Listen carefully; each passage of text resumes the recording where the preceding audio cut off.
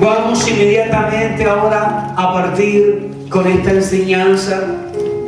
El título para esto, tu llamado está en control de Dios, significa que no hay nada que no suceda en tu vida que Dios no esté viendo, que no hay nada que esté pasando a tu alrededor incluso, de lo cual Dios no esté consciente. Y allí entran las lágrimas, allí entran los momentos de sentirse defraudado, los momentos de traición, todo eso que pareciera que simplemente se lanza encima nuestro para hacernos pedazos. Pero cuando hay un llamado, ese llamado está en el control de Dios. El control de Dios significa: yo tengo cuidado de ti, yo sé hasta dónde puedes soportar, yo sé cuánto tiempo puedes caminar llevando esta carga. Es un llamado para ti, es un llamado para ti, pero tú no tienes el control. Porque ciertamente si te entregara el control de tu propio llamado, fracasarías. Verías a tu alrededor y dirías: ¿por qué no están aquí los que deberían estar conmigo? Entonces, eso podría traer decepción, desánimo y por consiguiente abandono. Más cuando Dios dice: yo tengo el control, nos está diciendo: aunque vas a pasar momentos difíciles, yo soy el que traerá el sustento cuando lo necesites. Y cuando hablo de sustento, no me refiero solamente a comida, igual, solamente a cosas materiales. Me refiero al sustento cuando tu corazón ya no puede más de la tristeza que estás viviendo, de las cosas que están pasando como adulto, de las cosas que están pasando como niño, cosas que a veces no entiendes y no le encuentras sentido. Cuando tienes un llamado de Dios, también Él tiene el control de ese llamado. Amén. Estamos entendiendo ahora el contexto de esto. Pero hay una pregunta: ¿crees que fuiste escogido por Dios? ¿Crees que Él te escogió? O de pronto eres de los que piensan que tal vez estás ocupando un espacio, pero ni tienes la seguridad de que realmente eres llamado. ¿Por qué examino esta frase? Porque yo mismo en algún momento, en los momentos complicados, Josefa, también he llegado a pensar: Señor, ¿será que tú me llamaste? ¿Y no será que yo era aquel que estaba como el burrito de pregúntale a mí, como queriendo participar, queriendo que por favor tómenme en cuenta? A veces nos pasa eso incluso cuando venimos al Señor. Al principio todo es hermoso, es lindo, sentimos esa gloria de Dios, sentimos que Él tiene, por fin encontramos a alguien que tiene la solución para todas las cosas. Pero luego de un tiempo, cuando comenzamos a cansarnos, cuando nos sentimos que no avanzamos lo suficiente, sino que al contrario, parece que en vez de avanzar hacia adelante estoy retrocediendo en mi fe, allí es cuando muchos hemos llegado a pensar: quizás no fui escogido por Dios. Tal vez soy solamente como en el plato de comida, tal vez soy solamente el acompañamiento de alguien que es mucho más grande. Muchas veces ha llegado a pasar incluso en los matrimonios. Hombres que han llegado a pensar: yo creo que soy el acompañamiento, pero aquí la que realmente se entiende con Dios, la que yo creo que va a llegar al cielo, es mi esposa. Y a veces pasa que las mujeres son las que dicen: soy una inútil, no puedo con esta fe, no puedo con estos cambios que me pide Dios. Yo creo que mi esposo es el más idóneo en continuar en esta carrera. Tal vez yo solamente me sumé, pero no fui llamada. Muchas mujeres también han llegado a pensar estas cosas.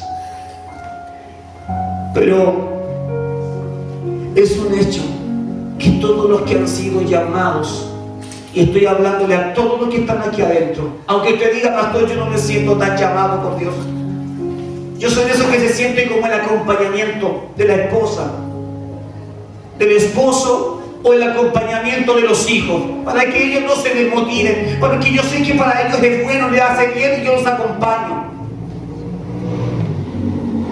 Todos los que estamos aquí hemos sido llamados por el Señor, pero a pesar de que fuimos llamados por un Dios poderoso, todos, sin ninguna diferencia, todos aquí vamos a experimentar la oposición. Y creo que es oposición que alguien o muchos no van a querer dejarte avanzar tan fácilmente.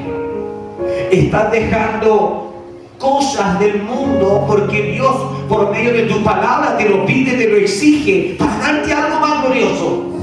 Y habrá personas en el mismo mundo que intentarán lanzar sus cadenas para atraerte y que no corras tan lejos. Tendrás oposición. ¿Alguien aquí ha sentido oposición desde que se hizo cristiano?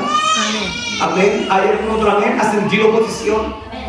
Porque el sentir oposición, el amén que usted menciona, lo único que está haciendo es comprobar que usted fue llamada.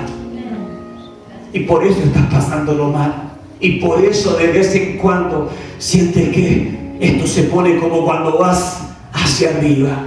Es hermoso ver un cerro y decir, me gustaría llegar a la cima. Pero ¿cuántos han comenzado a subir el cerro y quizás en la cuarta parte dicen, ya no es tan hermoso? Porque se pone pesado ese camino. Y porque allí encuentras espinas, encuentras piedras, porque allí resbalas.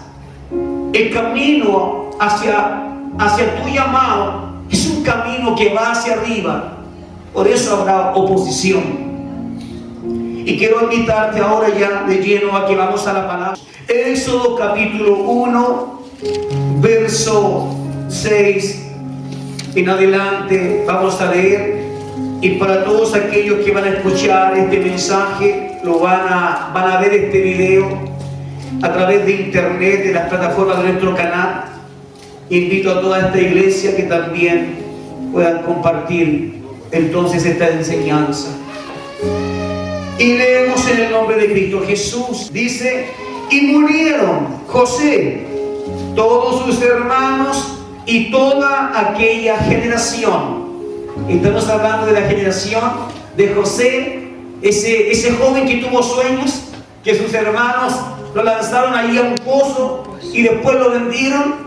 Estamos hablando de un José que ya se ha reencontrado con sus hermanos, que les ha perdonado, que ha vuelto a ver a su padre y a su hermano menor, y que ahora los ha invitado, ¿cierto?, a vivir allí en Egipto, porque en Egipto él fue usado para retener todos los alimentos en el tiempo de las vacas gordas, usando su sabiduría para guardar, como muchos de nosotros deberíamos usar esa sabiduría para guardar.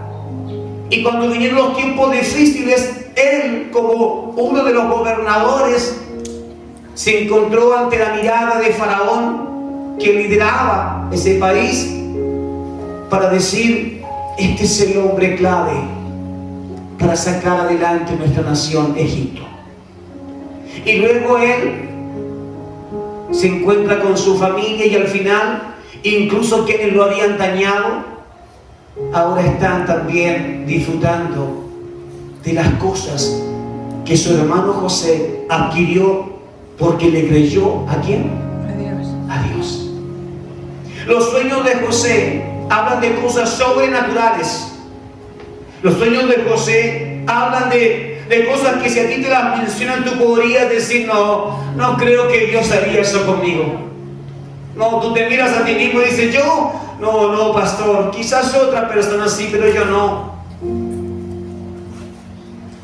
Esta generación por completo murió, y murieron disfrutando de los sueños que Dios le reveló a José. y que los trajo a una realidad. Verso 7: pero los hijos de Israel se habían multiplicado, es decir, la familia de José, todos los posteriores se habían multiplicado, pues fueron fecundos y se hicieron muy numerosos, llegando a ser muy poderosos. El país estaba lleno de hechos. Miren lo que sucedió. Egipto se llenó ahora de toda la familia que venía desde Israel.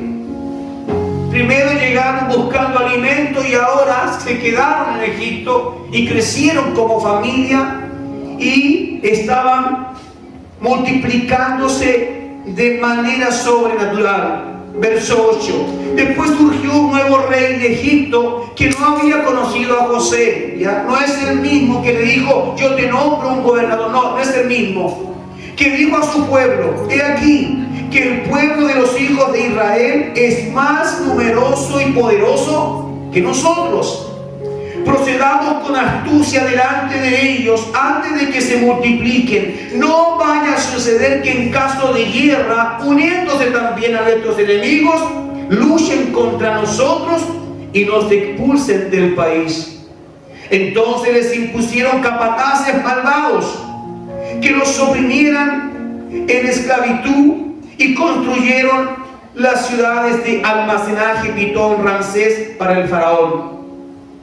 Sin embargo, verso 12: cuando más nos oprimían, tanto más se multiplicaban y se fortalecían. Ante esto, los egipcios estaban afligidos por causa de los hijos de Israel, por cuanto los hijos de Israel eran oprimidos severamente por los egipcios, amargándoles la vida con la dura labor de hacer barro, ladrillos y toda clase de trabajo de campo, y sometiéndolos a todo tipo de trabajo con dureza.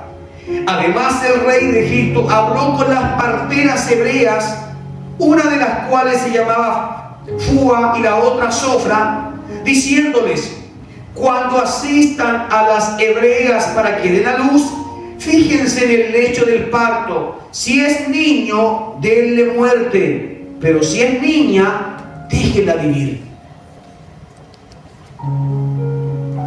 Usted puede imaginarse lo que sucedería en un hospital. Cata hace poco acaba de ser madre, 8 días, y si lo que predominara ya en un pensamiento fuera: si nacen mujeres, déjenlas vivir.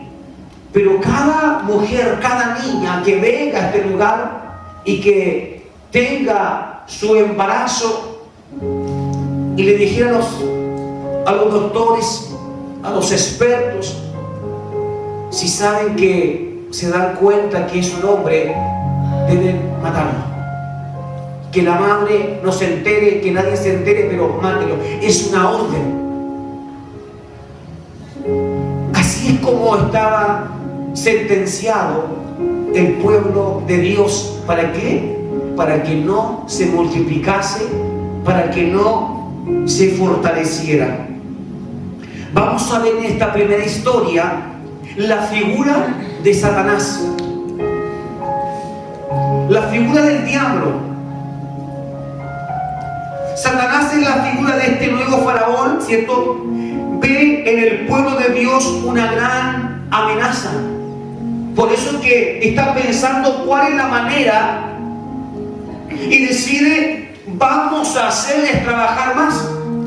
Tanto así que se debiliten y que los hombres, cuando lleguen a casa, ni siquiera puedan tener intimidad con sus esposas, de lo cansado que llegan. Vamos a tomar a sus mujeres y las vamos a hacer trabajar tanto para que de manera que ellas ni siquiera tengan ánimo, para que comiencen a desfallecer, a desmotivarse, a sentir el peso de la esclavitud, y entonces se soluciona nuestro problema.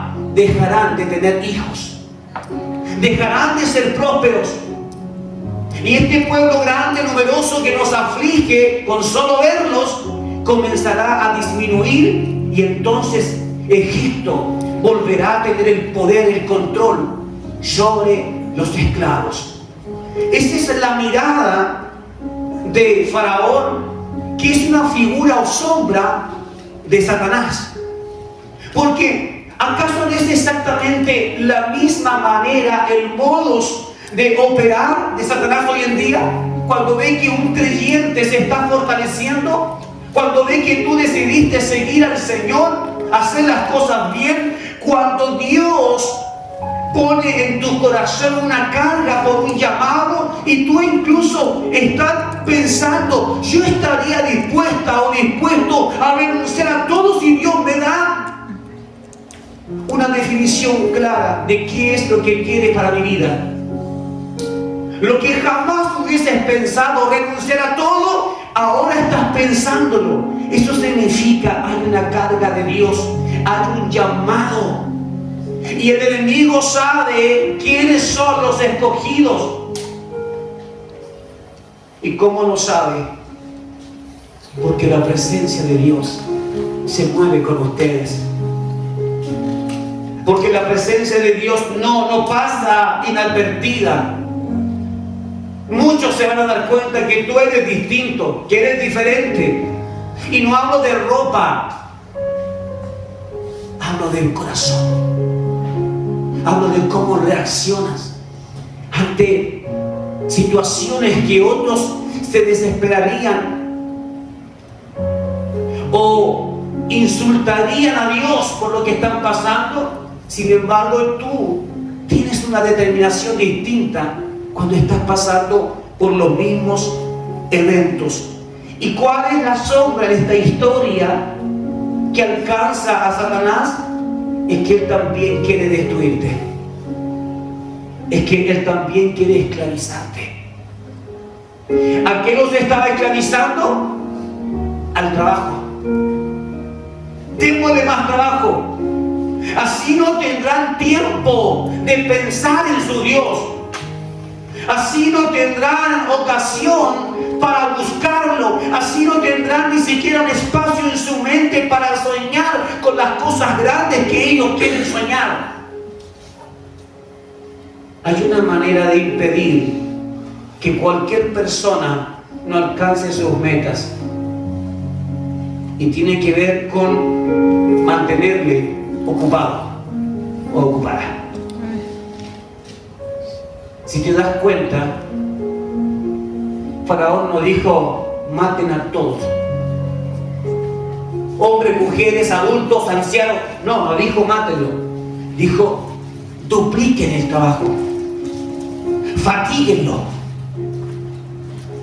La manera en que el enemigo quiere fatigar tu vida y la mía puede ir por varios caminos. No solamente un área de trabajo, sino el poder poner en ti cargas pesadas que tú no puedas llevar. Generar más trabajo para un esclavo significa vas a tener que llevar más peso. ¿Cuánto estás llevando en tus hombros? 80 kilos. Ponle 120 kilos.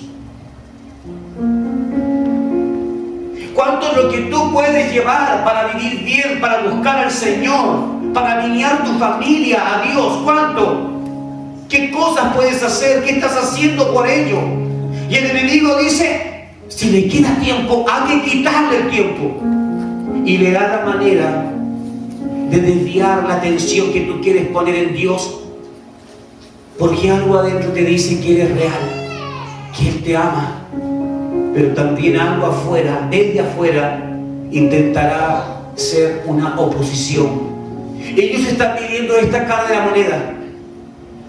La cara de que la esclavitud muchas veces parece buena porque nos genera dinero, porque nos hace estar seguros en medio de un pueblo que es bien reconocido y temido por naciones. En algún momento Israel llegó a sentir que era el mejor lugar para ellos, a pesar de que eran esclavos. ¿Por qué? Porque serían pocos los que se levantarían en contra de Egipto. También tenía su nombre reconocido. Sin embargo, familia, la esclavitud siempre trae dolor. Y en algún momento el dolor se va a sentir más fuerte. Y eso les pasó a ellos. En el capítulo 2 de Éxodo, En el verso 9, vamos a leer esto. Entonces le dijo la hija del faraón. ¿Quién habló aquí? ¿La hija de quién? Del faraón. Del mismo que estaba dando órdenes de oprimir ¿a quién? De oprimir al pueblo. Le dijo: llévate a este niño y me lo crías, y yo te pagaré. Y tomando la mujer al niño, lo crió. Cuando el niño creció, ella se lo llevó a la hija del faraón. Esta lo adoptó y le puso por nombre Moisés, pues dijo: porque lo saqué de las aguas. Iglesia, aun cuando se levanta oposición, Dios tiene el control y Él tiene un plan para tu vida. Siempre hay un salvavidas, siempre hay un plan, siempre habrá alguien que Dios usará para que no siga bajando, para que no mueras en tu fe. Dios siempre usará a alguien. El plan de Dios fue en la misma casa del enemigo de Faraón. Allí Moisés fue criado, alimentado por su propia madre, y siempre tuvo contacto con su pueblo, y eso es algo que a su tiempo saldría a la luz. ¿Sabía usted que Moisés, a pesar de que fue tomado y fue criado sus años posteriores en Egipto, sabía usted que quien realmente lo amamantó fue su mamá? ¿Lo sabía? Sí, la hermana de Moisés, cuando él era un pequeñito recién nacido, fue la que lo puso en las aguas, en el río. Se aseguró de ver que allí estuviera bañándose en ese río la hija de Faraón, con todas las doncellas que asisten también en ese palacio. Y en un plan que solo Dios pudo poner en la mente de alguien, porque yo no creo que usted sería capaz de poner a su hijo, a su hija en el río y decir: Señor, sálvalo. Tendrías miedo, tal vez hasta pensarías en sacrificarlo tú misma, en vez de quedarte con la agonía de que ¿qué le pasará a mi hijo? Pero Dios puso un plan en el corazón, y esta es la hermana de Moisés la que lo pone allí, sabiendo que el río llevaba una corriente y llegaría justo allí donde estaba la hija de Faraón bañándose. Ella misma se quedó a cierta distancia esperando de que una vez que fuera visto ese pequeño, que ella lo tomara y dijera: es un bebé, es hermoso, pero ¿cómo puedo criarlo? Mira el plan, ¿cómo puedo criarlo? ¿Qué hago con una? ¿Qué hace usted cuando se encuentra con una guagua? ¿De quién será? No me quedo con ella. Sin embargo, ella recibió de parte de Dios que tenía que adoptarlo. Lo tomó y allí estaba. ¿Sabe quién estaba pendiente de esto? La hermana de Moisés, para decirle: yo te puedo ayudar, yo tengo la solución. Mira, yo conozco una persona de los hebreos, de los israelitas, que puede servirte. Le pagas algo, un sueldo, y que ella se encargue de criarlo, porque es muy pequeño para que tú lo tengas. Y ella consiste en decir: es buena idea, está bien, trae a esa persona y yo le pagaré por su servicio. ¿Y quién era? La mamá. La mamá. Es que cuando Dios hace las cosas, las hace perfectas. Yo me imagino cómo habrá quedado esa madre en casa comiéndose las uñas. ¿Resultará este plan? ¿Será que este es un plan de Dios? Pero lo que Dios hace es perfecto. Moisés huye después de un tiempo, cuando él ya ha crecido. El problema es ¿por qué Moisés se rebela? Si en ese palacio tenía todo. ¿Por qué, Anto? ¿Por qué se revela Moisés si tenía todo en ese palacio. Era mejor vida que la vida que tenían los esclavos, los israelitas. La respuesta es que mientras fue amamantado por su propia madre, bajo los estrictos cuidados también y observación de su hermana mayor, es que le transmitieron y le dijeron: esto es lo que tú eres. Estarás en un palacio. Después de haberlo cuidado y alimentado, le dijeron: estarás en un palacio, pero no olvides, esa no es tu casa. No olvides, esa no será tu familia. Tu familia seguiremos siendo nosotros.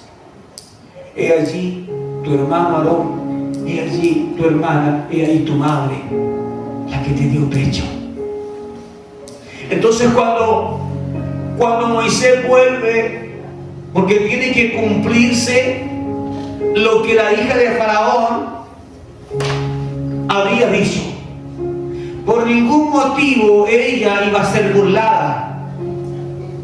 Hace valer su derecho, y cuando le traen a este niño ya destetado, ahora empieza una nueva vida para él, pero con la información que ya había sido cargada a su corazón de Moisés, el corazón de Moisés, las cosas se le hicieron bastante difíciles.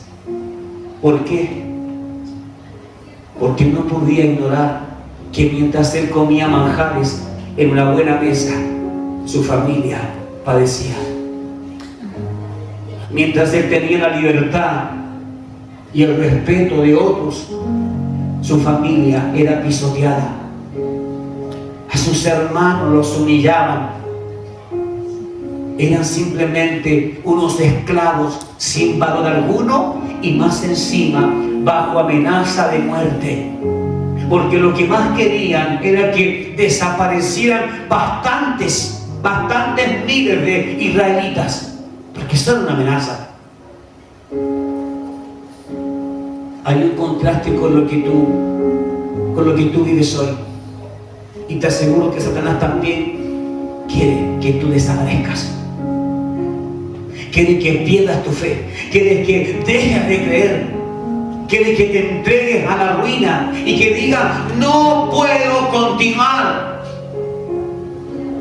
Es el mismo modo de operar que antes al de hoy.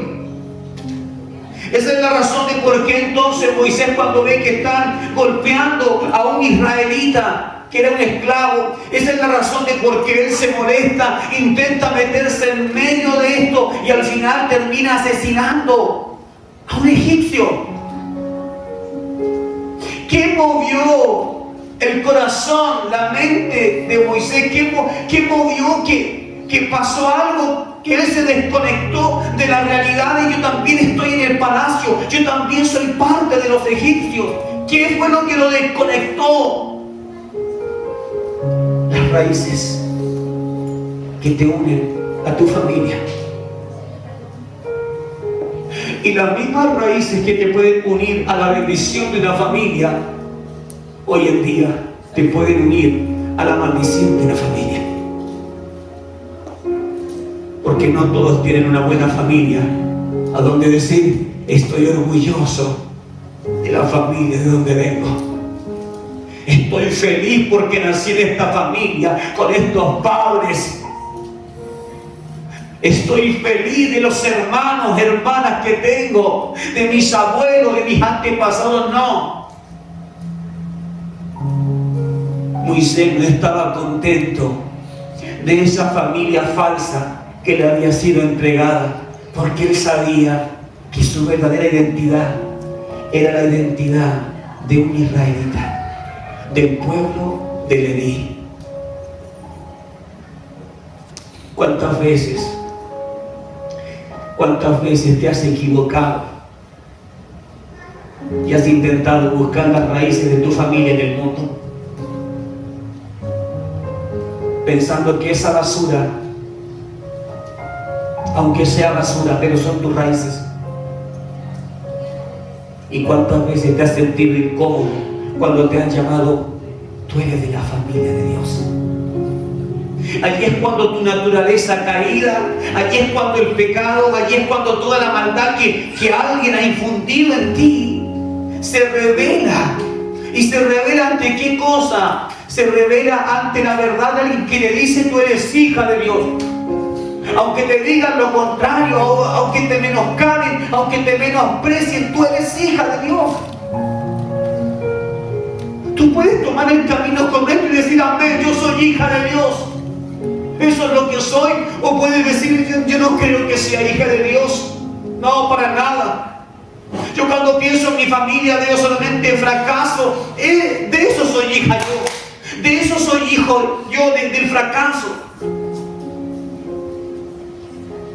Pero Moisés no olvidó de que a pesar de que tenía garantías en el palacio, no era en su familia. Tú hoy en día, iglesia, puedes encontrar muchas garantías allá afuera y lejos de Dios. Muchas garantías, puedes tener unas grandes mejoras en tu economía, puedes tener pero grandes triunfos, puedes ser reconocido como el ser más importante e influyente allá afuera. Pueden incluso hacerte un monumento como los hacen hoy en día para que los hombres se sientan allí vanagloriosos. Pero cuando tú entiendes que eres una hija o un hijo de Dios, esas cosas no te llaman la atención. Huyas de eso. Alcanzas a percibir que eso es solamente una ilusión que te quiere sacar de las manos de Dios, porque eres tu familia. Y el mundo insistirá una y otra vez, insistirá en hacerte creer de que tu conexión mayormente te hará feliz si sigues compartiendo con el mundo, si sigues tomando esos ingredientes que el mundo te ofrece. Las claves y multiformes claves del éxito allá afuera del mundo. Los hijos de Dios son capaces de decir: sé que estoy en este mundo, pero yo no soy de este mundo.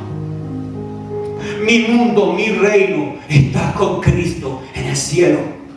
Ahí es cuando el enemigo dice: pero yo te ofrezco esto, pero yo tengo esto otro, pero yo puedo darte lo que Él no te dará. Es verdad, puedes darme muchas cosas, pero tú no puedes darme salvación, porque tú mismo la perdiste. Tú no puedes darme eternidad, porque tú mismo lo perdiste. Tú no puedes darme amor, porque todo lo que tú quieres para mí es destrucción. Por lo tanto, Moisés se encontró en un momento donde tuvo que decirle a esa familia adoptiva que le daba un buen pasar, tuvo que decirle: adiós, no puedo continuar aquí. He matado a un egipcio. Y eso, aunque podría haber sido absorbido de esa muerte si él simplemente idea un plan, después de todo es hijo del faraón, es cercano a los que gobiernan. Sin embargo, Dios no le permitió pensar de esa manera. Dios ayudó a Moisés a que pensara en lo que realmente era importante. Dios te está diciendo hoy: debes comprender cuándo es el momento de salir del lugar en donde estás.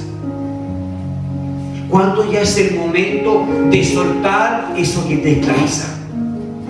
Y sé que para Moisés tuvo que haber sido muy difícil tomar decisiones, porque sé que para ustedes, incluso para mí, para todos, será muy difícil tomar una decisión por Dios, cuando en realidad haciendo otras cosas sin Dios me va mejor. Con Dios tengo límites, pero sin Dios yo puedo hacer lo que quiera, lo que me venga la gana. Moisés tomó una decisión, y es: tendré que dejar a mi familia sanguínea, esos esclavos. También tendré que dejar a esa mujer egipcia que me adoptó y que intentó darme todo. Iglesia, cuando tú vienes a Cristo, de verdad que habrá momentos en donde incluso Dios te va a presionar y te va a decir: es tiempo de dejar todo. Y puede que quieras cuestionar porque: Señor, ¿cómo se supone que en ti voy a ser próspero? Pero a veces veo que acercándome a ti tú me das lo que yo necesito y siento que yo puedo dar para más. En el capítulo 4, el verso 20, tomó entonces Moisés a su esposa, a sus hijos, los montó en un asno y regresó rumbo a Egipto. También tomó Moisés la vara de Dios en su mano. Estamos hablando de que ahora ya Moisés se fue. Moisés se ha marchado de Egipto, se fue lejos, huyendo de ese castigo por haber asesinado a un egipcio. Y allí rehizo su vida, allí conoció a la mujer, allí tuvo hijos. Pero aun cuando tuvo esos hijos, algo adentro de su corazón le decía: no puedes ser completamente feliz porque no tienes tu familia. El problema es que hay quienes tienen una buena familia y disfrutan con ella y no se imaginan sin esa familia. Y hay otros que pueden decir: a mí no me llama la atención la familia porque yo no tengo un buen prototipo de familia. Y ahí está el debate entre si es importante la familia o no lo es. Es verdad que quienes estamos casados tenemos nuestra familia, nuestra esposa, nuestros hijos, pero hay quienes también han tenido la bendición de tener una familia que ha estado en los momentos difíciles, que te ha demostrado el amor. ¿Cómo sacarte eso? ¿Cómo quitar eso simplemente y cerrar la puerta? Te va a costar. Pero ¿a quién no le costará? Al que no tuvo esa familia. Para ella o para él será más fácil decir simplemente: sigo mi camino. Moisés no pudo seguir su camino tranquilamente y quedarse por muchos años, porque algo en su interior le decía: tienes una familia que sigue esclavizada. Iglesia, nosotros también tenemos familia, aparte de la esposa y los hijos, y que también siguen esclavizados, que el enemigo los tiene engañados y con muchas cosas. Y nuestro deber debería ser orar día y noche por ellos, porque lo que estaba pasando con Moisés no es que simplemente dijo: ahora tengo otra vida, me da lo mismo lo que pase con ellos. Moisés no podía dejar de pensar en esa mujer que un día lo destetó y le dijo: ahora tienes que irte. Tal vez le dijo: siempre me vas a pertenecer a mí, pero tienes que irte. Tal vez se encariñó con su hermana, la misma que lo puso en las aguas, con su hermano que cuidó también de él en su infancia. Para todos no es fácil dejar su familia, para algunos sí.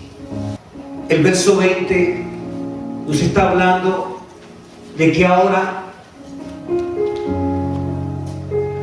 Moisés decide tomar a su esposa, a sus hijos y volver, porque piensa que ya no hay peligro. Los que querían matarme ya ni siquiera existen. El faraón que gobernaba en ese tiempo ya no está. Ahora puedo volver. Eso es lo que está haciendo el verso 20, explicándonos de que a pesar de que Moisés abandonó todo, Dios tenía el control. Había una fecha que estaba escrita y Él tenía que volver. ¿Para qué? Para reunirse otra vez con aquellos que todavía de seguro le hacían algo a su corazón cuando pensaba en ellos. Veamos en el capítulo 2, el verso 21, dice: y Moisés aceptó vivir con aquel hombre y le dio a su hija Séfora por esposa. Ella dio a luz un hijo y le puso por nombre Gersón, pues fui un forastero en tierra extranjera. Recuerden que cada nombre que ponían los israelitas tenía un significado. Dependiendo de lo que está pasando en ese momento, se le daba un nombre. Dependiendo de lo que tú querías, con qué querías cargar a tu hija, de cosas buenas, de cosas malas, tú le ponías un nombre. Hoy en día tenemos que también tener cuidado con los nombres que ponemos, porque los nombres también llevan un peso. No es simplemente, da lo mismo. El nombre que más está sonando entre la gente del mundo, famosos, cantantes, actores, actrices, el nombre más conocido, pero ni siquiera sabes lo que significa ese nombre, lo que tiene, lo que va envuelto allí. Ella dio a luz a otro hijo y le puso por nombre Gersón, pues dijo: fui forastero en tierra extranjera. Luego ella dio a luz un segundo hijo a Moisés y le puso por nombre Eleazar, y dijo: por cuanto Dios, el Dios de mis padres, me ha sido de ayuda y me ha librado de la espada del faraón. Es decir, había una historia en estos dos nombres, y estos son los hijos, y esta es la esposa, la cual después toma en el verso 4:20 y la trae de vuelta hacia Egipto. Lo que Moisés quiso omitir ante Dios. ¿Qué significa omitir? ¿Qué significa omitir? Omitir algo. Ocultar. ¿Se va a olvidar? Ocultar. ¿Ah? Ocultar. Es ocultar. Porque podemos olvidar y decir: disculpa, lo siento, me olvidé. Y tú dices: estoy seguro que me olvidé. Pero omitir significa tú sabes. Tú sabes lo que está pasando. Tú sabes lo que hiciste mal, pero lo omitiste. ¿Y qué pasó? Como si tu hijo te dijera: mamá, se cayó la leche, está todo manchada la alfombra. Y tú le dices: ¿no estarás omitiendo algo? No, yo solo vi que el vaso estaba ahí y se dio vuelta, no sé cómo. Luego ves la cámara de la casa, que hoy en día es común tener cámara, y te das cuenta que el niño estaba jugando en el mueble y dio vuelta la leche. Entonces usted dice: ¿por qué me omitiste eso? El omitir es mentir. Omitir es mentir. ¿Qué fue lo que omitió Moisés? ¿Qué cree usted que Moisés pudo haber omitido? Haber dejado de hacer cuando debía hacerlo. Veremos en el capítulo 4. Esta historia es interesante, mis amados. Espero que esto nunca se nos olvide.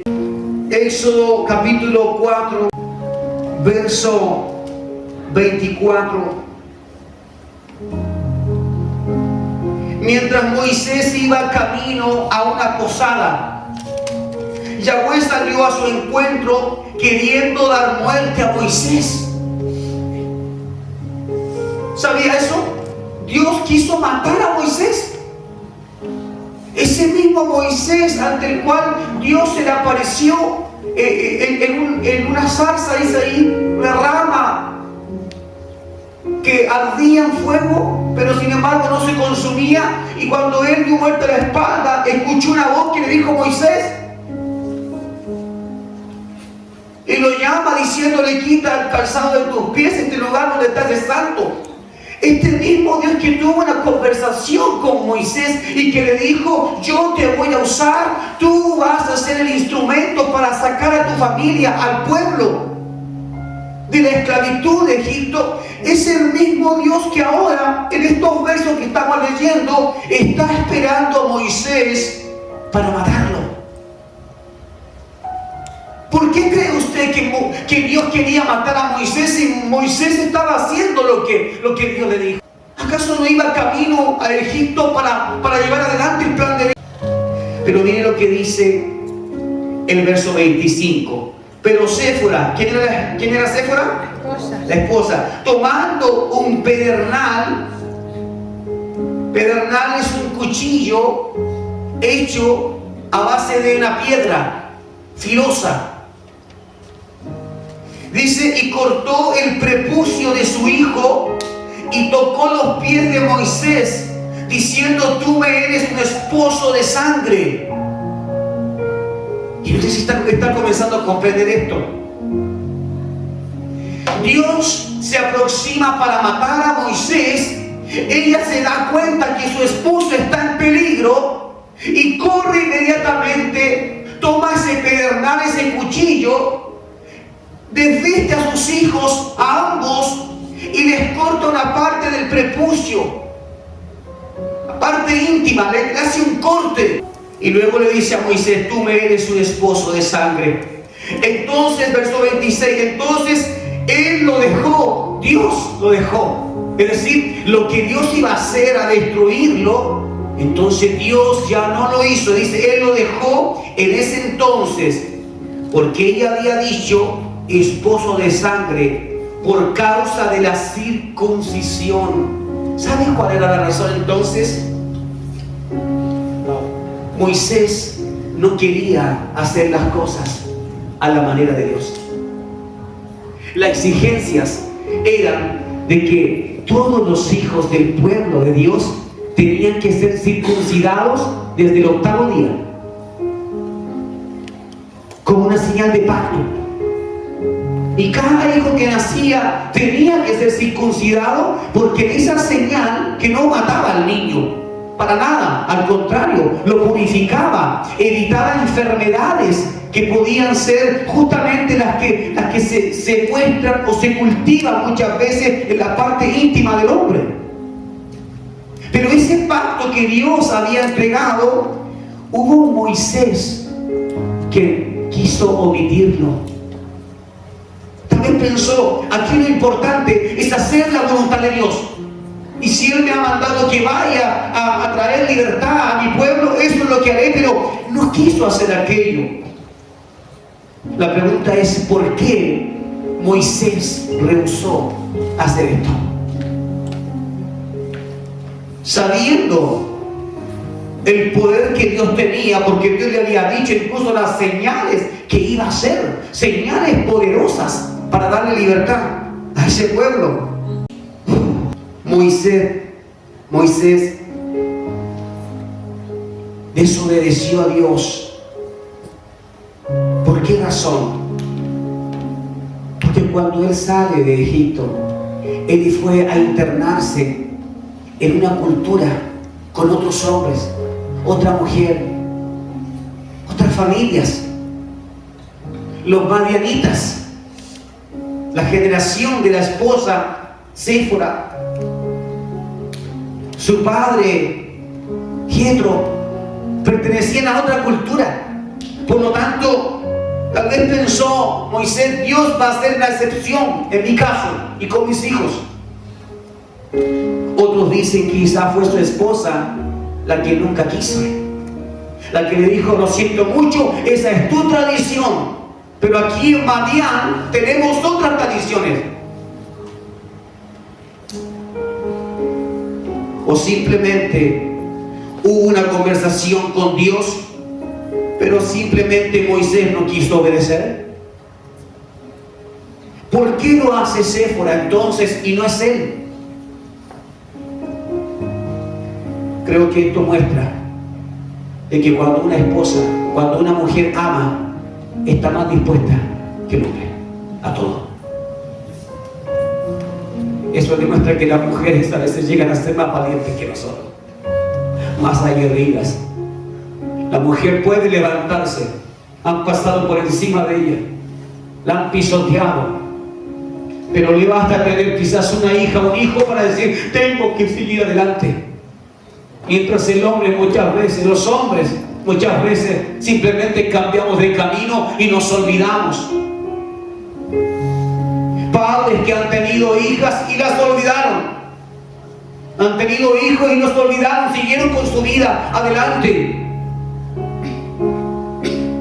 Pero esta madre, que culturalmente era tan diferente, por la ciudad, por el lugar donde vivía, ella se dio cuenta que si ella no hacía algo al respecto, su esposo sería asesinado por la mano de Dios. Me imagino el dolor de una madre que culturalmente no acepta estas prácticas y que se ve ahora con sus manos ensangrentadas porque tuvo que hacer eso con sus hijos, y por eso viene y le reclama a Moisés. Ese reclamo es como cuando la mujer viene, yo tengo que hacer las cosas que tú deberías hacer. Siempre lo que está diciendo es, esto tú debiste haberlo hecho, pero yo tengo que hacer esto. Yo estoy salvándote a ti, yo estoy salvando nuestra familia, y a veces tú no haces nada. Tú simplemente piensas que con dar vuelta tu rostro hacia un lado está bien, y eres el hombre de la casa, pero no eres el hombre de la casa. El hombre de la casa es aquel que pone su vida por su familia, el que pone su vida por sus hijos, por su esposa. Ese es el hombre de la casa. Lo demás es solo humo, solo es aire que no se ve, que un día está y después no está. Esta mujer le está entregando una lección. Sin ser israelita, le está enseñando a su esposo. Le está diciendo, sé hombre. Le está diciendo, pelea por nosotros, cuida de nosotros. Lo que muchos hombres muchas veces no podemos hacer, ellas lo hacen simplemente porque su carácter va más allá. Esto es para darle gloria a Dios, aunque ellas han sido muchas veces el instrumento que ha logrado mantener, en muchos casos, incluso el matrimonio.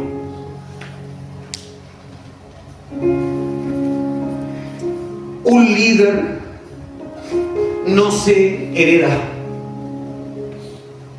A un líder Dios lo escoge.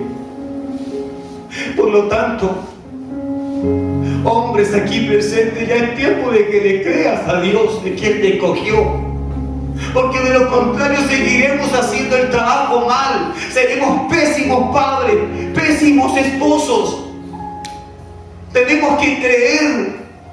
Moisés estaba en su inseguridad todavía, mirándose a sí mismo. ¿Habías visto esta historia de ese modo? Moisés, el príncipe de Egipto, cuando hubo una mujer, su esposa, que le salvó la vida, haciendo lo que él debió. Ora, por favor, para que Dios también pueda escoger a tus hijos con un llamado, a tus hijas. Ora para que Dios les dé un llamado, porque llegarán momentos en donde quizás tú vas a tener claridad de que el mejor camino es estar en Cristo, pero tal vez ellas van a crecer, ellos van a crecer, y si tú no alcanzaste a meter en su cabeza, en sus corazones, que ellas son princesas del cielo, que son hijas del rey, que son hijos del rey, entonces cuando quieras decirlo, puede que sea tarde. Debes encargarte de hacer esto ahora que ellos son pequeños, que pueden absorber, ahora que ellos creen en ti, ahora que ellos te ven y dicen, esa es mi mamá, estoy orgulloso de ella, ese es mi papá, estoy orgulloso de él. Ahí es cuando tienes que meter a Cristo en sus vidas y decirle, Dios te trajo a mi vida, hija, con un propósito. Dios te escogió porque Dios quería hacer cosas grandes contigo, y aunque yo no esté en algún momento, ¿sabes qué? Lo que Dios ha dicho de ti se cumplirá. Ese es el trabajo de los padres. Es el trabajo de los padres. Mamá y papá deben hacer eso para cuando sus hijos entren en los periodos en donde el enemigo está como un tiburón queriendo comérselos en el mundo, para que ellos puedan acordarse: no, mi padre me enseñó esto, mi madre me dijo esto, yo no soy de este mundo. Tal vez ella no estaba de acuerdo con la tradición, sí, venía de otra cultura, pero al momento de tomar la decisión fue más valiente que Moisés. Moisés tenía una guerra interna en su matrimonio. Séfora era hija de un sacerdote madianita. Imagínate de qué estamos hablando. Y Moisés venía de una cultura hebrea egipcia, es decir, la combinación de dónde nació, de cómo fue criado por una madre, y después fue criado por alguien que lo adoptó para enseñarle otras cosas sobre otra cultura. ¿Cuántos matrimonios hay así hoy en día? Que la mujer entrega un mensaje, una enseñanza, y el esposo entrega otro. Uno le da importancia a las cosas de Dios, pero el otro le quita la importancia a las cosas de Dios. Y esos hijos crecen diciendo: ¿quién tiene la razón? Estos hijos un día escogerán: ¿me quiero parecer a mi padre o me quiero parecer a mi madre? Tendrán que escoger, pero ellos van a escoger de acuerdo a quién fue el que hizo el mejor trabajo. ¿Quién fue el que se ocupó de poner en sus corazones cosas hermosas que son imposibles de vencer, aunque pasen por el peor de los valles? Pídele a Dios que te dé sabiduría como madre, como padre, para inculcar esas cosas en tus hijas, en tus hijos. Porque tú no vas a estar toda la vida con ellas. Un día llorarán, te van a extrañar, pero van a seguir haciendo con su vida justo lo que más recibieron. ¿Qué están recibiendo tus hijos de ti? Tus hijas de ti. ¿Qué están recibiendo? ¿Reciben enseñanza, rectitud, valores? ¿Están recibiendo la visión de un padre apasionado por el Señor que les enseña? A mis hijas yo les he dicho: el día que yo no esté, cuidadito con que alguna de ustedes niegue a Cristo, porque nunca me volverán a ver. Y estoy dispuesto a poner mi vida por el Señor, y estoy dispuesto a ser el primero, aunque estén mis hijas y mi esposa allí, a ser el primero. ¿Y saben por qué ser el primero? Porque el reino de los cielos es para los valientes. Y los padres tenemos que dar ese ejemplo. Los padres, mamás, papás, debemos ser capaces de mostrarle a nuestros hijos que cuando hemos creído en el Señor, hemos creído con todo, incluso hasta con ese deseo de: si tuviera que poner mi vida por Cristo, lo haría. ¿Por qué? Porque ese hijo un día estará sin ti.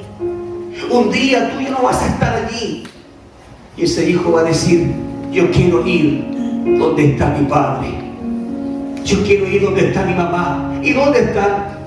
Ellos fueron fieles hasta el final, y hoy están. El capítulo 18 del libro de Éxodo, el capítulo 18 de Éxodo nos va a relatar un poco cuál era más o menos la idea de aquel tiempo. Yetro, o Jetro, como usted quiera pronunciarlo, Yetro, sacerdote de Madián, suegro de Moisés, se enteró de todo cuanto Dios había hecho a favor de Moisés y de su pueblo Israel, y de que Yahweh había sacado de Egipto a los hijos de Israel. Ahora estamos avanzando en los capítulos en donde el suegro se está dando cuenta de que ese viaje de Moisés, esa vuelta a Egipto, trajo como consecuencia de que ese pueblo fue liberado por la mano de Dios. Esto es lo que está pasando. Su suegro ha sabido esta información, y Jetro, suegro de Moisés, tomó su hija Séfora, esposa de Moisés, después de que él la había enviado. Quiero que esto usted lo ponga, por favor, marcado en su corazón. Porque esto demuestra algo importante. En la conquista, cuando Moisés muestra todas las señales de Dios para sacar un pueblo, su esposa Séfora y sus hijos no estaban con él. Estaban en Madián con su suegro. Eso significa que esa parte de la historia súper poderosa no la pudieron experimentar sus hijos.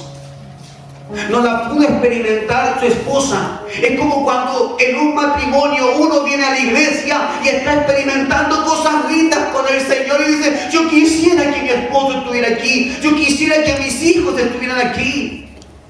Sin embargo, tú estás experimentando el poder de lo que Dios está haciendo mientras esa persona está lejos de ti. El caso es que todo lo que usted dice, tremendo lo que Dios hizo en ese pueblo para sacarlos de esa esclavitud, pero sus hijos y su esposa no estuvieron allí para celebrar, para ver el poder. Quizás eso hubiese hecho de que ella, como madianita, hubiese dicho: realmente me casé con el mejor de los esposos.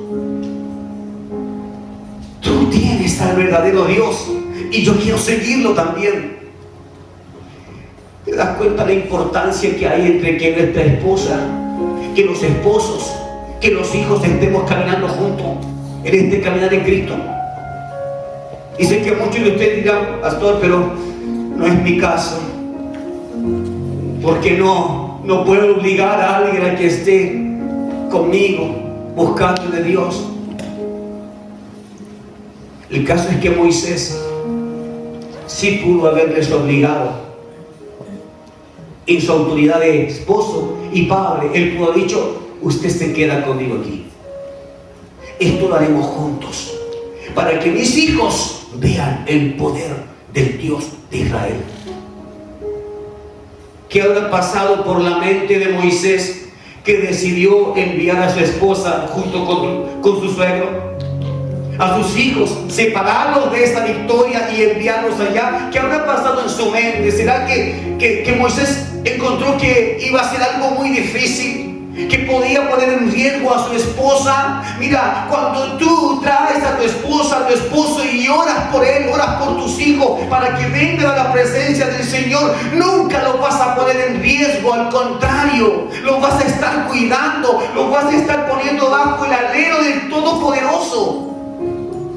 ¿Qué había pasado con la mente de Moisés, que no pensó en que trayendo a mis hijos, a mi esposa, ellos verán qué grande es mi Dios? Pero aún así, el título sigue siendo: tu llamado está en control de Dios. Es decir, hasta esto que usted puede ver como un error de Moisés. Moisés, ¿en qué estabas pensando? Si antes tu esposa se oponía a tu fe, con esto mayormente lo hará, porque no le mostraste el poder que tiene tu Dios. ¿Acaso no es eso lo que pensaríamos hoy?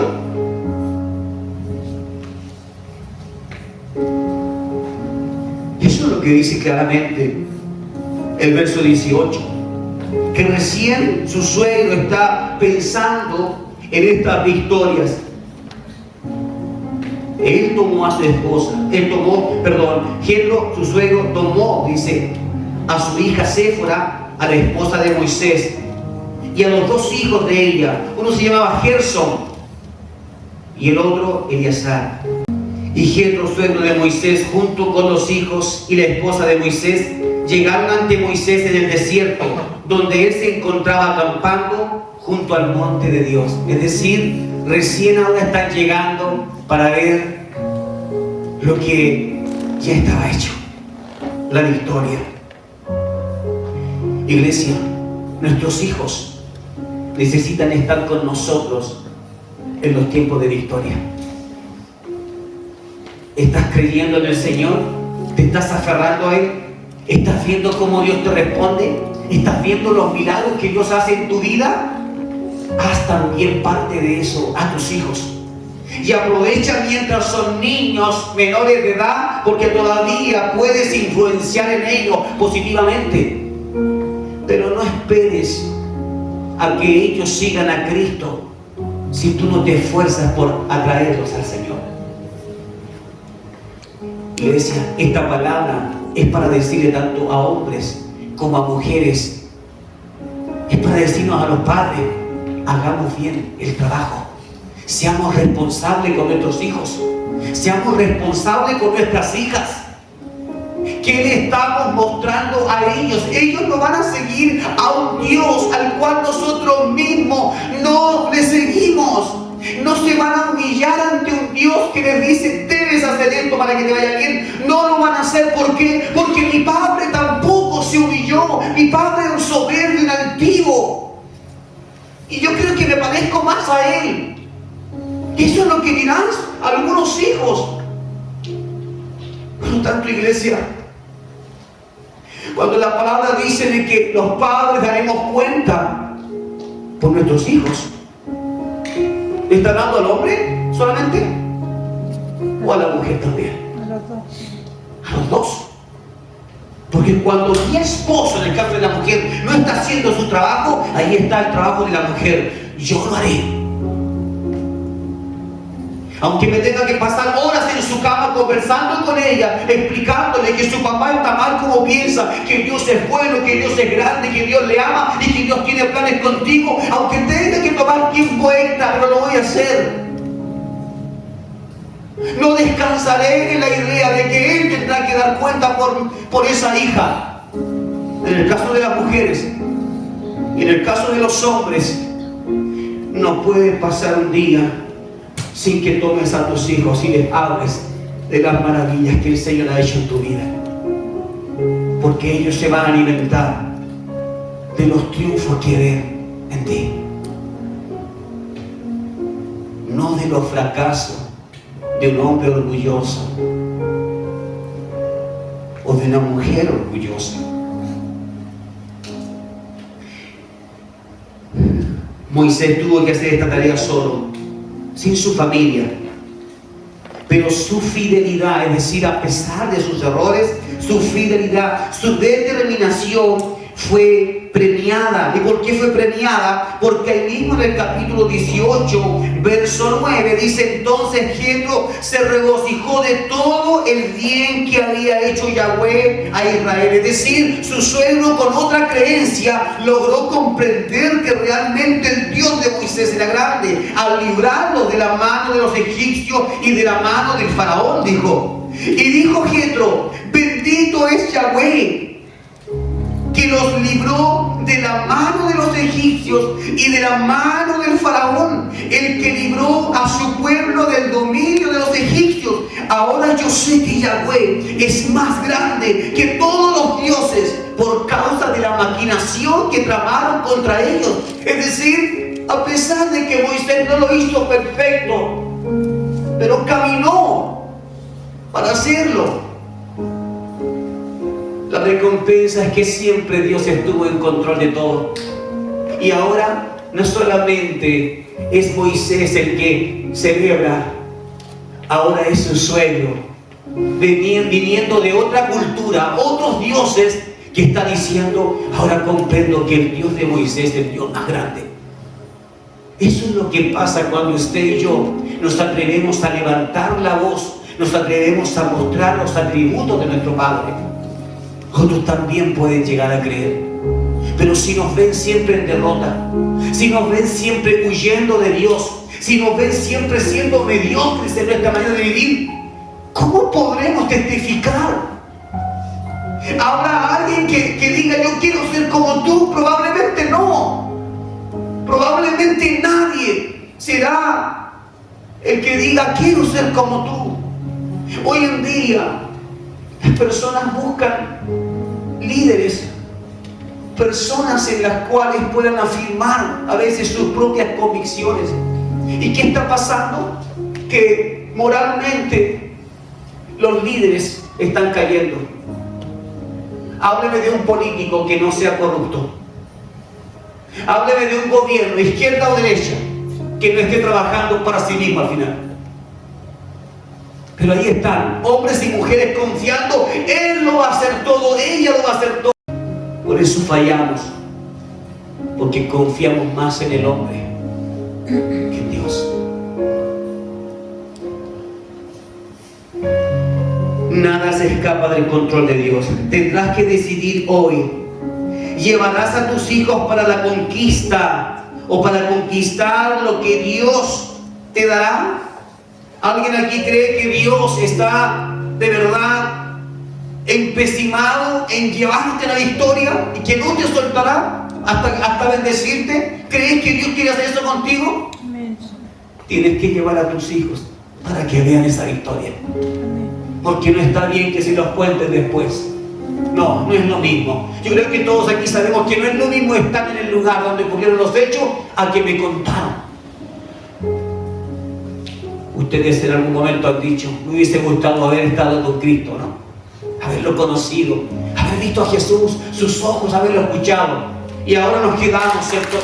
Porque por la fe recibimos esta palabra. Pero seguramente si tuvieras que elegir entre leer de Cristo o estar con Él, tú dirías, pastor, es obvio, me gustaría estar con Él. Si tus hijos hoy tuvieran que elegir, mira dónde te estoy metiendo, en qué aprieto. Si tus hijos hoy tuvieran que elegir entre estar contigo o estar con su padre, ¿dónde escogerían estar? ¿Qué piensas acerca de eso? ¿Dónde escogerían tus hijos estar? Si es un divorcio y ya no hay nada que hacer, ¿quién se quedará ir con papá? Porque es el mejor de los papás. ¿Quién se quedará quedar con mamá? Porque es la mejor de las mamás del mundo. Eso hablaría mucho de qué es lo que alcanzaste a sembrar en tus hijos. Si la siembra fue buena o si fue mala. Y gracias al Señor, porque al momento de elegir, mi hija escogió, Vanessa decidió estar conmigo. Génesis decidió estar conmigo. Y en su momento, en toda su infancia, Daniel también. Pero ¿cómo sería en tu caso? Cata, José, ¿cómo va a ser en el caso de ustedes en 5 años más, si es que los hay? 10 años más, si es que los hay. En una crisis matrimonial. Leonor, ¿qué escogerá? ¿Me quedo con mi mami? ¿Me quedo con papá? Sé que esto a todos nos hace pensar de cómo estamos haciendo el trabajo. Pero hoy tienes una palabra que te pone a ti en un camino en donde podrías comenzar a cambiar lo que has hecho mal. O simplemente decir, da lo mismo, que el futuro decida. En tal caso, sería una muestra de desamor terrible por esos hijos. A pesar de que en algún momento te toque seguir este caminar sin esa persona a quien amas, sin esa persona que prometió quedarse contigo y no fallarte nunca. A pesar de que un día te pase eso, yo quiero decirte, no te detengas, porque Dios sí será fiel. Amén. Él no te dejará, porque Dios no está jugando a ser un papá y después no lo soy. Soy tu amigo, no soy tu padre, no. Él no está jugando. Él es nuestro Padre, el Padre de todos nosotros, y quiere transmitirnos qué es lo que significa ser padres, qué es lo que significa ser responsable de la vida de esas personas que Dios ha puesto a nuestro lado, alrededor, y las puso para cuidarlas, puso a nuestros hijos para orientarlos. ¿Estás haciendo bien el trabajo de mamá? ¿Crees que estás haciendo bien el trabajo de mamá? ¿Crees que tus hijos están sujetos, están sometidos a la verdad de Dios y ellos jamás harían algo que no deben hacerse porque saben que tú les has enseñado el temor de Dios? ¿Ese es tu caso? Como padre, ¿podrían tus hijos decir: tengo al mejor de los padres? Me ha enseñado valores, principios. Tengo un padre que aunque se cae siempre se levanta y nunca suelta a Dios. Ese es mi prototipo a seguir. ¿Podría un hijo decir eso de ti? Iglesia del Señor, ¿qué transmitiremos a nuestros hijos? ¿Los estamos proyectando a Dios? Mira qué pregunta te estoy haciendo. ¿Estás proyectando a tus hijos al mundo? Crece, sé famoso, sé reconocido, adquiere, lucha por todo lo que quieras conseguir. ¿Estás proyectando a tus hijos al mundo? ¿Estás proyectando a tus hijos a Dios? Aarón transmitió su linaje sacerdotal. ¿Quién era Aarón? El hermano de Moisés. Y transmitió a sus hijos eso. Él no les dijo: hijos, esta pelea va a ser difícil. Quiero pedirte, Moisés, que como tío de estos mis hijos, quiero que por favor también los lleves los mandes a Madián. Quiero ponerlos a salvo, porque no sabemos cómo será esta guerra con Faraón. Pero Aarón decidió que sus hijos se quedaran con él. Ya sea que murieran o no, pero se quedaban en esa batalla, en esa guerra. Él le transmitió. Ahora, dentro de todas las cosas que vivió Aarón, hubieron dos hijos que no hicieron lo bueno delante de los ojos de Dios, que tenían una tendencia, y quiero que lo aprendamos esto. Habían dos hijos que, aunque nacieron del mismo padre, misma madre, mismo pueblo, Leví, tenían una tendencia a buscar respuestas en otros dioses. Mientras que los otros hijos de Aarón se sujetaban estructuralmente a la palabra, en devoción a Jehová, a Dios, a Yahweh. ¿Qué significa eso? Significa que también podemos tener hijos que aun cuando tú seas el ejemplo, ellos decidan: yo no quiero caminar con Dios. ¿Es un fracaso? No. Cuando tú haces lo que corresponde hacer como padre, como madre, no es un fracaso.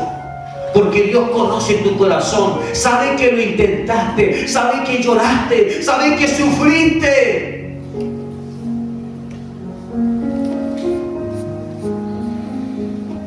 Moisés, por su parte, solo pudo transmitir algo a sus hijos, y es: por ser hijos míos, ustedes podrán colaborar con el tabernáculo en el desierto. Ustedes van a poder ayudar a levantar las telas, a cargar los utensilios. Eso es lo que pudo transmitir Moisés, pero no les pudo transmitir un liderazgo. ¿Te das cuenta de la necesidad de meter a nuestros hijos en medio de las victorias en Dios? Porque cuando están en medio de eso, ellos pueden también aferrarse a Dios. Y Dios, ¿qué es lo que hace? Los promueve, los levanta, los eleva, los ocupa, pone un llamado, pone una unción. Pero si nuestros hijos nos estamos apartando del Señor, les estamos dando a escoger que la niña decida, que el niño decida si quiere a Dios, entonces, ¿cómo ellos conocerán a Dios? Esa es mi pregunta.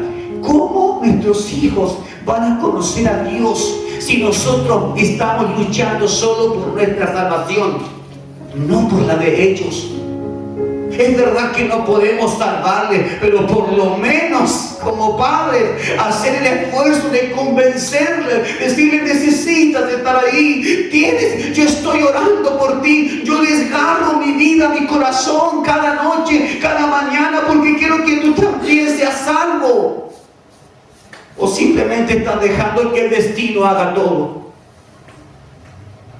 ¿Qué clase de padres somos? Moisés, por su llamado, por lo legítimo de lo que él hizo, en lo correcto, en lo que sí pudo hacer bien, a lo más que pudo él llegar es a que sus hijos también pudieran seguir cerca del tabernáculo. Pero ellos no fueron líderes. Yo como mínimo deseo que mis hijas se proyecten en Dios, que mis hijos vengan al Señor, que Daniel vuelva, que Mauricio vuelva al Señor y que se proyecten en Él. La cosa es, ¿cuál es la proyección que tú estás transmitiendo a tus hijos? ¿Hay algo por lo cual tus hijos pueden decir: yo quiero eso? Mamá, ayúdame a ser como tú. Papá, ayúdame a ser como tú. Si tus hijos no pueden decir eso de ti, entonces no estás haciendo un buen trabajo. Quiero mostrarles una cita bíblica, ¿ya?, que nos puede servir. Intentaré resumir todo esto. El libro de Crónicas, primera de Crónicas,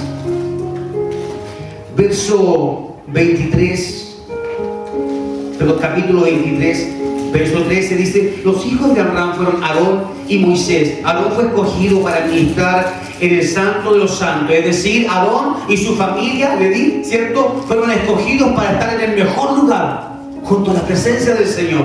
Sus hijos también. ¿Por qué? Porque estuvieron ahí, en medio de esa guerra, en medio de esos milagros hechos por Dios para sacar a su pueblo.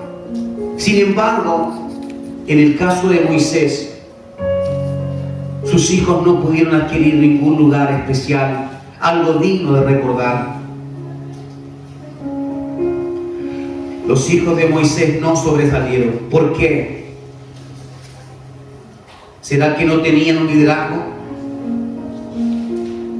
¿Será que el fenómeno religioso cultural de haber vivido también en Madián también los cambió a ellos? ¿No les dejó tener la cultura de su padre? ¿Será la ausencia de este padre que ahora se fue a Egipto a liderar un pueblo y que lo dejó allá? ¿Qué pasó que ellos no tenían la misma motivación? ¿Por qué no hay ninguno de los hijos de Moisés que diga: yo quiero ser como mi padre, un libertador? Padre Dios, úsame. Números capítulo 27. Usted se va a quedar perplejo con todo esto. Verso 18. ¿Por qué Dios no le habló a Moisés acerca de sus hijos para seguir con un protocolo de herencia sacerdotal, de herencia en cuanto al liderazgo? Veamos el verso 18 de Números 27. Dice: entonces dijo Yahweh, oh Dios, a Moisés: toma a Josué, hijo de Nun, un varón en el cual está el Espíritu, e imponle tu mano. Me imagino la visión de Moisés, tal vez esperando a alguno de mis hijos sea el candidato, y que Dios le diga: no me traigas a ninguno de tus hijos, manda a buscar a Josué, a él quiero verlo, él es el que tiene el Espíritu. Mira lo que está diciendo. Josué tiene el Espíritu. Cuando está diciendo el Espíritu, le está diciendo: él tiene la capacidad, él tiene el potencial, él tiene la valentía, él puede seguir con esta tarea, él. Y no le menciona a sus hijos.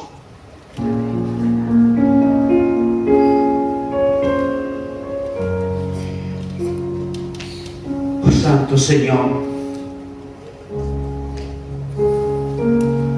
¿Quieres saber quién era Josué y por qué Dios lo escogió a él y no a los hijos de Moisés? ¿Usted se sentiría mal si escogen a otro que no sea su hijo? Aquí tenemos un grupo ministerial, cantamos, adoramos, alabamos, y que de pronto todos tengan pensado de quizás el que va a seguir con este legado será el hijo del pastor, y que de pronto Dios diga: no, quien seguirá con esto no es el hijo del pastor, que era Rodrigo.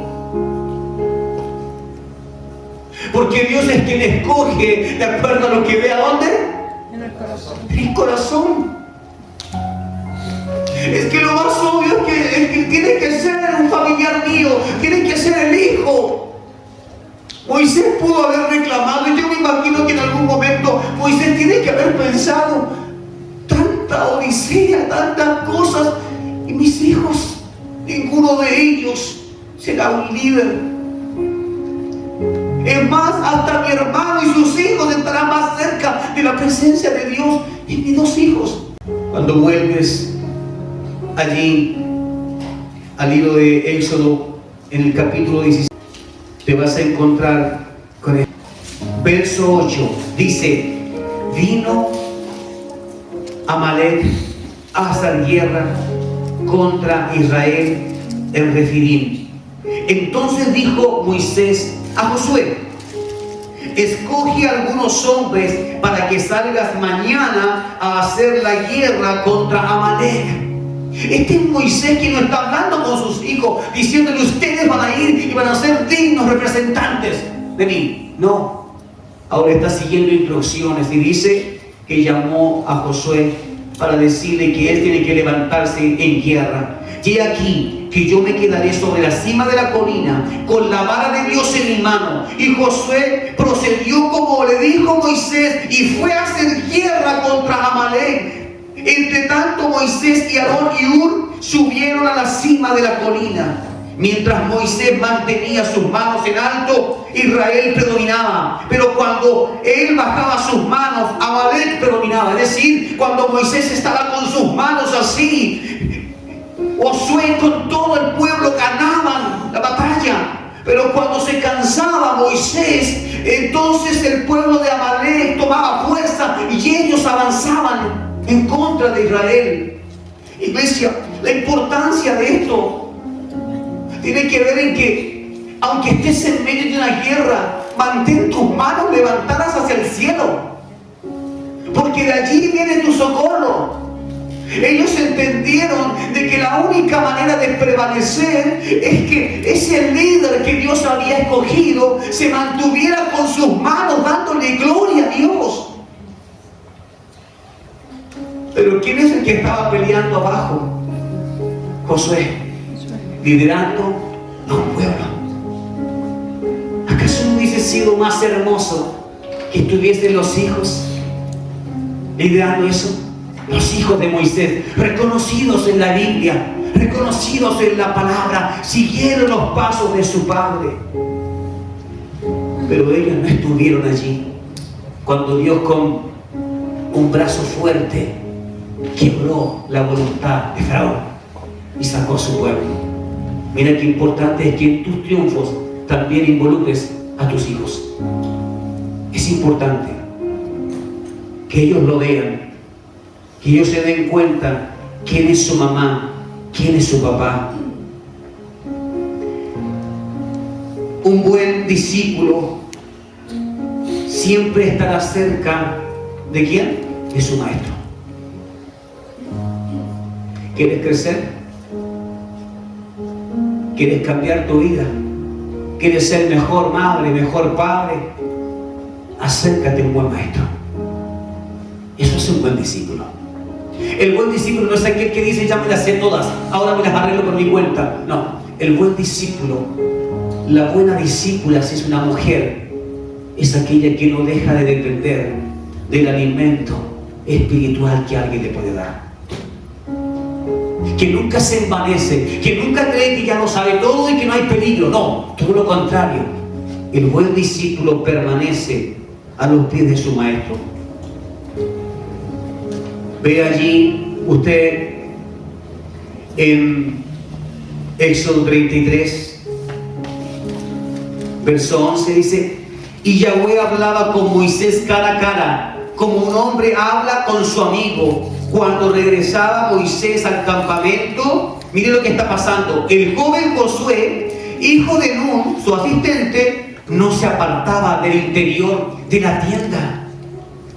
¿Entiendes por qué Dios escogió a Josué y no a los hijos de Moisés? Las características de este hombre, que quizás más de alguien tuvo que haber pensado: no es justo, los hijos de Moisés deben estar ocupando ese lugar. Sin embargo, Dios estaba viendo que Josué era un hombre que no paraba. Ese hombre sabía que donde estaba Moisés iba a estar la presencia de Dios. Por lo tanto, él se acercaba a Moisés para estar cerca de ¿quién? De la presencia de Dios. Y eso a Dios le pareció bueno, le pareció: este sí tiene hambre de mí, este sí quiere conocerme, este sí quiere cambiar su vida. ¿Por qué Dios va a soltar bendición en alguien que ni siquiera lo toma en cuenta, en alguien que ni siquiera ora con él, no le habla a él? ¿Por qué Dios? ¿Por qué tendríamos que exigirle a Dios: Señor, bendíceme, ayúdame? ¿Hasta cuándo continúa mi vida matrimonial mal? ¿Hasta cuándo, Señor, continúa mi economía rota, quebrada? Señor, ¿por qué tú no me bendices? ¿Por qué Dios tendría que bendecirte? ¿Acaso tú eres como Josué? ¿Pasas a los pies de Cristo orando?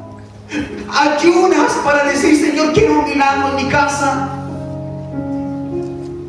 ¿Estás buscando su presencia como para que Dios diga: sí, te voy a bendecir, porque te estás esforzando? Esa es la razón por qué Dios escoge a hombres conforme, o mujeres conforme al corazón que tienen. Porque Dios también sabe que el que pide también debe tener una mínima muestra de: yo te estoy buscando, Señor. Tú eres mi refugio, tú eres mi respuesta.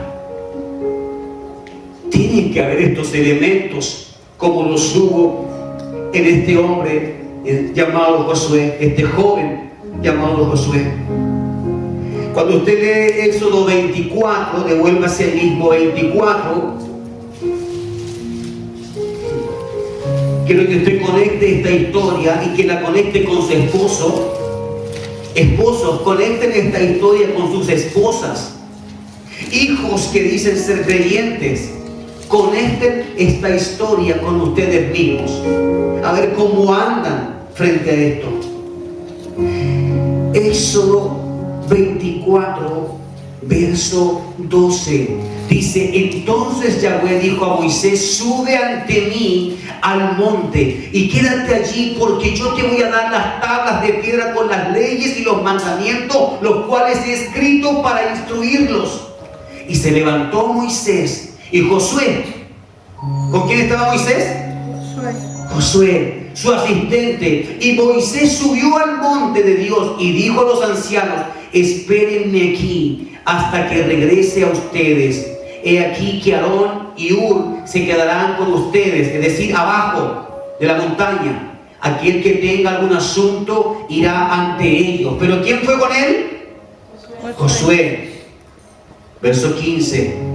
Después subió Moisés al monte, el cual fue cubierto por una nube, es decir, la gloria. Y la gloria de Yahweh se posó sobre el monte Sinaí, y la nube lo cubrió, y por 6 días, y al 7º día, Yahweh llamó a Moisés desde adentro de la nube.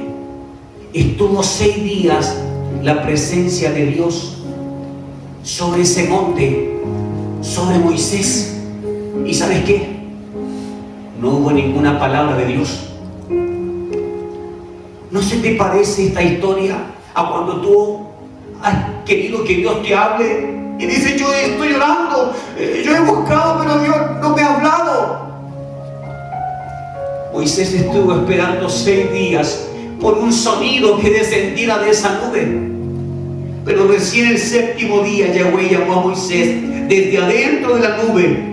Entonces él contempló, recién Él contempló la gloria de Yahweh sobre la cumbre del monte como un fuego consumidor a la vista de todos los hijos de Israel. Los de abajo veían la nube y el fuego que salía de allí, pero Moisés estaba frente a Dios. Y entrando Moisés en medio de la nube, él ascendió al monte y estuvo Moisés en el monte durante 40 días y 40 noches. Vamos al verso 18. ¿Cuántos días quiero que usted pueda? ¿Cuántos días estuvo allí? 40 y 40 noches. Según la palabra, dice que Moisés subió y subió con Josué. Eso significa que hubo otro hombre que estuvo esperando 40 días y 40 noches solo porque quería ser fiel a ese Dios que ni siquiera podía ver ni escuchar, porque hasta aquí solamente Moisés tenía ese privilegio. Josué pudo haber dicho: ¿qué hago aquí? Ya van 2 días, ya van 3, 4, 10 días que han pasado y Moisés nada. ¿Será que tal vez tampoco yo soy importante para Dios? Tal vez los que deberían estar acá son los hijos de Moisés. Y ese es el problema, que deberían estar ellos en vez de yo. ¿Cuántas cosas pudieron pasar por la mente de Josué? Porque tú puedes esperar 1 día, 2 días por la respuesta, pero cuando pasan 3, 5 días te desesperas, ¿no? ¿Acaso no pasa eso que nos da miedo? Seguramente no va a venir, eso no va a pasar, no va a suceder, el trabajo no va a salir, la enfermedad no se va a ir, quizás va a empeorar. El tiempo también se encarga de que nuestra fe sea probada. El tiempo lo hace a su manera, pero trae esas cosas. Pero cuando él regresó, cuando Moisés bajó e iba llegando a la mitad del monte, ¿a quién encontró? A Josué. No encontró a sus hijos. No encontró a hijos preocupados. Papá, no quisimos quedarnos abajo. Perdón que desobedeciéramos la orden, pero quisimos venir a buscarte porque pasaron muchos días y pensábamos que estabas muerto. No, encontró a Josué, el que no era hijo, el que no nació del libertador, el príncipe de Egipto. No. Esto significa que el llamado de Dios en tu vida no se hereda. Es Dios quien te escoge. La cosa es, Dios sabe lo que hay en tu corazón como para escogerte o para no escogerte. Dios lo sabe. Pero ¿tú sabes qué es lo que hay en tu corazón? ¿Tienes alguna vaga idea de si realmente calificas para Dios? ¿No será que te está muchas veces menospreciando? Diciendo: no creo que Dios me vaya a usar a mí, soy tan mediocre, soy tan ambiguo. Dios no vino a buscar lo perfecto, sino a recuperar lo que se había perdido. Y tú y yo, si lo queremos, podemos presentarnos delante del Señor y decirle: Señor, ¿me darías otra oportunidad para ser un buen padre? ¿Me darías otra oportunidad para ser un buen esposo? ¿Me darías otra oportunidad para ser un buen hijo, una buena hija? ¿Me darías una oportunidad? Porque creo que en mi corazón sí hay algo de ti. No creo que mi corazón está vacío y tampoco creo que mi corazón le pertenece al diablo. Señor, con mis fallas y con todo lo que tengo, yo creo que soy tuyo. Yo creo que a ti te pertenezco, que soy de tu propiedad. Creo que soy un hijo de Dios. Dame la oportunidad, Señor. Déjame llegar. Tal vez no puedo llegar a la cima de la montaña para verte cara a cara, pero por lo menos puedo estar cerca del hombre que tú estás utilizando. Eso es lo que pasaba por la mente de Josué. Cuando todo parezca adverso, cuando todo indique que quizás tú no eres una hija o un hijo de Dios, allí es cuando tienes que buscar más presencia y decirle: Señor, si lo que está pasando por mi mente, que siento que no soy una hija, Señor, yo quiero que tú quites eso de mí, porque quiero sentirme hija, quiero sentir que tengo un valor, quiero sentir que soy amada. Y eso es lo que debes decir, hijo. Soy amada. ¿Cuáles son las cosas que están sobre ti, que no te permiten avanzar, que no te permiten ser esa tremenda mujer de Dios con un carácter firme, decisivo, que no te permiten volar por encima de los problemas?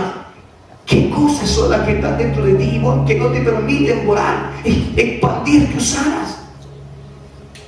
El Señor sabe muy bien en dónde quedaste atascada, porque Él sí sabe rebobinar la cinta de tu vida para observar con cuidado esas escenas en donde sufriste, en donde fuiste menoscabada. Pero tienes que tomar una decisión. Seguirás pegada viendo esa imagen de lo que viviste, o le dirás: Señor, comienza a grabar en mí una nueva historia, con una nueva madre, una nueva mujer, una nueva hija. Comienza a cambiar todo mi ser, mi mente, mi pensamiento. Josué tuvo que hacer eso. Tuvo que decirle a Dios: permíteme ser un instrumento en tus manos. Y Dios le dijo: sí, eso es lo que serás. Y hasta el día de hoy hablamos de Josué. ¿Quién lo puso en la historia? Dios.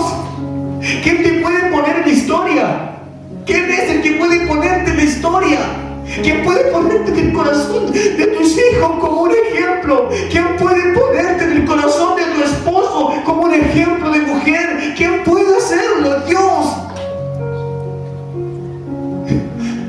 No todo está perdido, iglesia, pero tienes que anhelar un cambio en tu vida. Tienes que anhelar salir de ese lugar en donde estás ahí presionado. Iglesia, se nos dieron alas para volar. Y estoy hablando de sueños en Cristo para volar. No los deseches, porque por cada cosa que tú desechas, tus hijos están observando, y un día ellos pueden terminar siendo igual de pesimistas, igual de tristes, frustrados, igual de amargados que tú. Tus hijos, tus hijas deben verte reír, deben verte que estás gozosa, deben ver que en ti seguir a Cristo es un regalo, es una bendición. Deben ver que a ti no te cuesta trabajo, que tu rostro se alegra cuando tienes que buscar del Señor, que tu cuerpo entero vibra ante la presencia de Dios. Pero ¿cuántos hijos ven el rostro de sus padres o de sus madres que hasta para servir al Señor parece que les cuesta, parece que sufren? Los hijos van a seguir la tendencia de aquel que manifiesta más gozo en su vida. Manifiesta el gozo del Señor, y tus hijos dirán: yo quiero eso. Manifiesta la amargura, y en algún momento tus hijos mismos te dirán: yo creo que tú no crees en Dios. ¿Por qué? Porque un corazón que está lleno de la presencia del Señor, un corazón que está en alegría, Margarita, por lo que Dios ha puesto en ti, ¿sabes qué es lo que hace? Hermosea tu rostro. Te ves linda, te ves hermosa. La amargura es ausencia del gozo de Dios en tu vida. Y debes hacer algo para cambiar ese hecho. Veamos qué es lo que Josué nos demostró al esperar 40 días y 40 noches sin siquiera haber sido invitado a estar en la cima. Nos muestra fidelidad, nos muestra que es un hombre que sabe esperar su tiempo, pero que no se quedará de brazos cruzados simplemente diciendo yo no califico. No, nos demuestra que hay hombres que deciden tomar su cuerpo y arrastrarlo incluso a donde no quiere ir. Como cuando tienes que venir a la iglesia y dices, tengo tanto cansancio, tengo tanta flojera, tengo pereza, y dices, pero voy a arrastrar mi cuerpo y lo voy a llevar porque sé que en ese lugar me conviene estar. Eso es lo que representa a alguien que tiene un potencial ahí adentro y que en cualquier momento se ramifica a todas las áreas de su vida y se transforma en un triunfador, en una triunfadora. Y ahora sí estamos llegando ya al final de este mensaje. Josué y Moisés pasaron por un periodo de hambre de Dios, por eso lo buscaron. ¿Qué sabemos nosotros del rastro de los hijos de Moisés? ¿Qué nos dejaron? Hijos que serían uno más del pueblo de Leví. Sí, guardados, resguardados, sí, siguieron perteneciendo al pueblo de Dios, pero no se habla de ellos. ¿Te gustaría que alguien hablara para bien de tus hijos? ¿Acaso no es agradable eso? Que alguien te diga, Nati, te felicito por las hijas que tienes. Tremendos instrumentos en la mano del Señor. Solán, te felicito por la crianza, Ángelo, que ustedes tuvieron con sus hijos, porque vemos a Dios manifestarse en sus hijos. Eso es para gloria de Dios. Eso es lo que debería estar pasando. Y tienes que trabajar en eso. Y por contraste de esto, el nieto de Moisés se volvió en el futuro, generaciones adelante, se volvió en contra de Dios y levantó imágenes paganas. ¿Sabías eso? El nieto de Moisés, cualquiera esperaría quizás se va a arreglar después la cosa. No. Jonathan se llamaba. Él tomó una imagen tallada y esperó que un hombre le pagara por sus servicios de sacerdote, porque sabía que pertenecía al pueblo de Leví, y lo tomó como sacerdote personal en su casa. Y tomaron monedas robadas, construyeron una imagen, y esa imagen es la que usaba Jonathan para ser sacerdote de ese falso Dios. ¿Te das cuenta lo que pasa cuando no involucras a tiempo a tus hijos en las cosas de Dios?